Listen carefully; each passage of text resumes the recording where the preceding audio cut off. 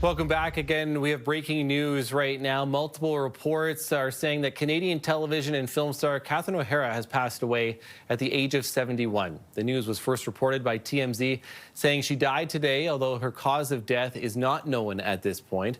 O'Hara rose to fame through her work on Second City, going on to have a massive career across film and television. Some of her notable credits include playing Macaulay Culkin's mother in the first two Home Alone movies, and more recently, Moira Rose in Schitt's Creek.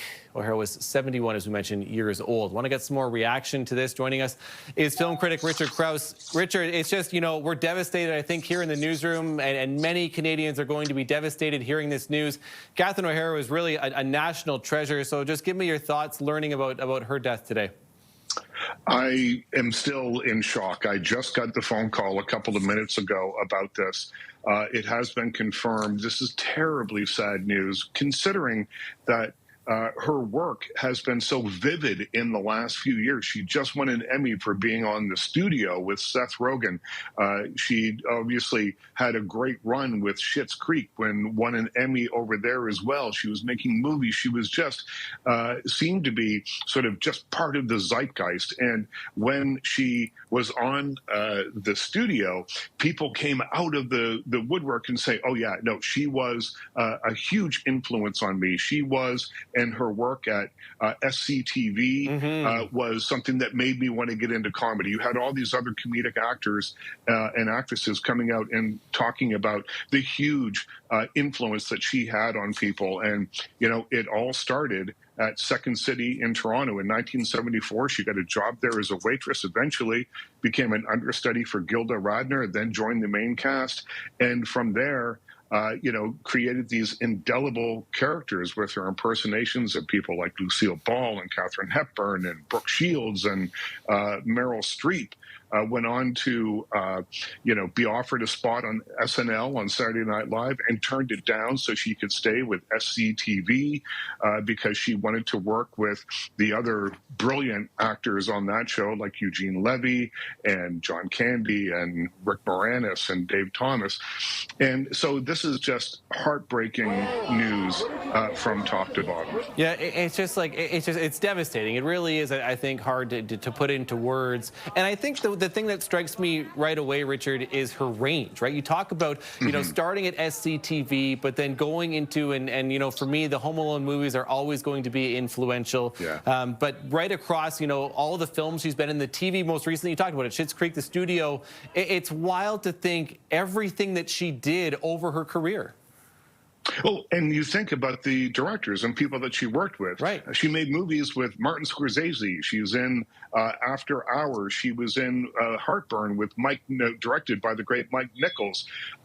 Tim Burton cast her time and time again. I think most notably in Beetlejuice, which I just watched again recently, and she's genius in that movie. And of course, the Home Alone movies.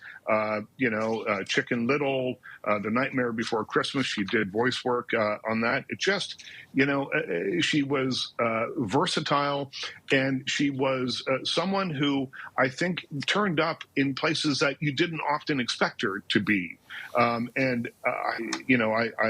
really am quite rocked by this news because, again, seeing her recent work and seeing how vital it was and seeing how funny it was and seeing how undiminished it was. I mean, this is someone who's been making people laugh since the mid-1970s. I mean, that is a long, illustrious career, and it seemed like it was still charting new territory with roles on The Studio and various other projects that she had going.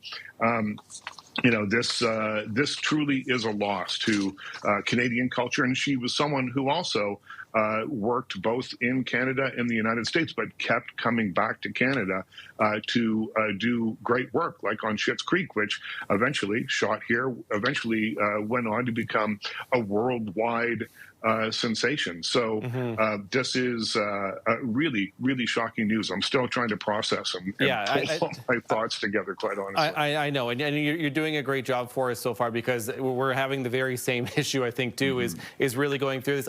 Another moment, Richard, that sticks out for me is, you know, just talking about her laugh, and I have to smile when she won her Emmy for maybe it was an Emmy, maybe it was a different award for Schitt's Creek, and then she broke out Moira Rose and broke out her character, who would be so impactful, who would have loved that moment, and she just was never afraid of the limelight, like you said, but a very, you know, true Canadian who loved this country so much. Absolutely. And I used to see her out and around at things here in Toronto. I'd see her, she'd be sitting, you know, rows ahead of me at a play or something like that. And I'd interviewed her many times, and she was always gracious and lovely, whether it was a professional setting, like an interview, or if we were in a more social setting, like, you know, at intermission at the Royal Alexander Theatre, we'd say hello. And she always had a kind remark and a funny remark. So, you know, she was as genuine, I think, as it gets in terms of her love, not only of making people laugh professionally, but also being a really good person, you know, when she's not standing in front of a camera, which is really how you want to judge people, I think. Okay, film critic Richard Crouse. Richard, we appreciate you again jumping on with us so quickly amid this devastating news that Catherine O'Hara has died at the age of 71. Thanks for this, Richard. I know you got some other things to do, I'm sure, so appreciate you joining us though today. Thank you for having me.